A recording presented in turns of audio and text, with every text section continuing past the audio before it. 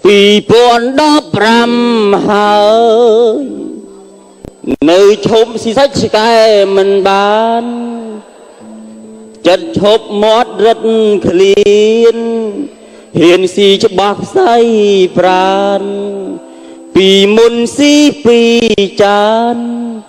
ពេលឈប់ឡើង5ចានទោះសាច់ឆ្កែថ្លៃប៉ុន្មានខ្ញុំស៊ីតលិតចានអើ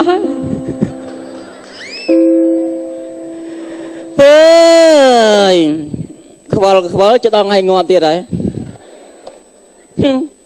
រាល់ថ្ងៃនឹងដើររកស៊ីរត់ទៅរត់មកហ្នឹងដើម្បីអីគេដើម្បីឈ្មោះទៅរកការងាប់នេះតើគិតទៅវិទ្យាសាស្ត្រទំនើបយ៉ាងណាក៏ដោយមកដល់ពេលនេះម៉ោងនេះអត់ទាន់មានបណ្ឌិតសាស្ត្រាចារ្យអ្នកវិទ្យាសាស្ត្រណារកកន្លែងលាក់ខ្លួនពួនឲ្យផុតងាប់ទេមានតែរកវិទ្យាសាស្ត្ររងអីរកឲ្យឆាប់ងាប់និយាយមែនហ្មងឧទាហរណ៍ដូចជាទូរស័ព្ទដែលមានជាវិទ្យុសកម្មឆាប់ងាប់ផលិតជាអាវុធបលែងលោកក៏ភ្លើងបេមីនអីឆាប់ងាប់ដូចជាផលិតម៉ូតូឡានបើកទៅលឿនបុកគ្នាគ្រោះថ្នាក់ចរាចរណ៍ឆាប់ងាប់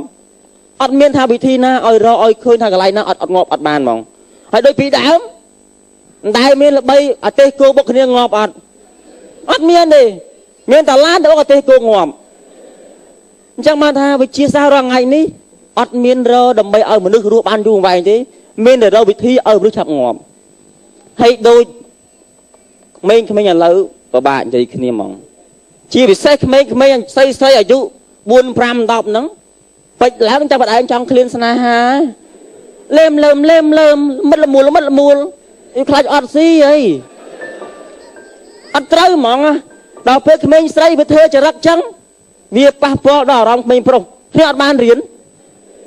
វាអត់ខំរៀនដោយសារអីដោយសារមិនបាច់ចូលសាលា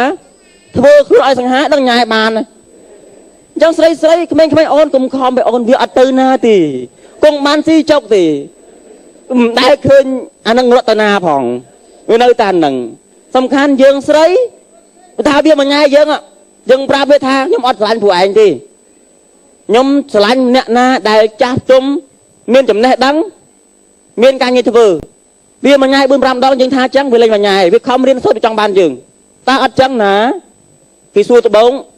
អត់ទេហើយក្រោយគេបុលទៀតទៅអត់តោះចូលតែសំណាក់ផ្លុកសំលេងទឹកផ្កាឈូកបានមិនលើឡើងអ្វីត្រូវចប់ចឹងមកថាក្មេងកុំខំពេកក្មួយខំរៀនសូត្រឡើងវិញទៅកុំយកបាច់ផ្កាកុំយកការកិច្ចសាលាកុំយកថ្ងៃបុណ្យសង្សារធ្វើជាថ្ងៃសម្ពោធព្រហ្មចារីអត់ត្រូវទេហើយដល់ពេលហើយមនុស្សស្រីតអស់ភាពបរិសុទ្ធដូចអស់ឥទ្ធិពលមានធ្វើអីទៀតហើយយើងនៅឡអូតាមញ៉ែលូនក្រាបហើយច្រឡំទៅវាបានហើយអូនទូរស័ព្ទបុលណាទេទៅមិនចូលទេហើយតាំងមកធ្វើយំផ្អៀក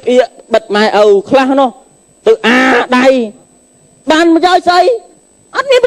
អត់ន័យសោះហ្មងអត់ន័យសោះហ្មងហើយគេថាពួកឯងមិនដឹងទេតែខ្ញុំឈឺចាប់ហើយឈឺចាប់ចិត្តហើយតដាអាដៃឲ្យឈឺថែមទៀតអត់ទៅហើយខ្ញុំមិនមែនថាបដៅបងប្អូនណាទេ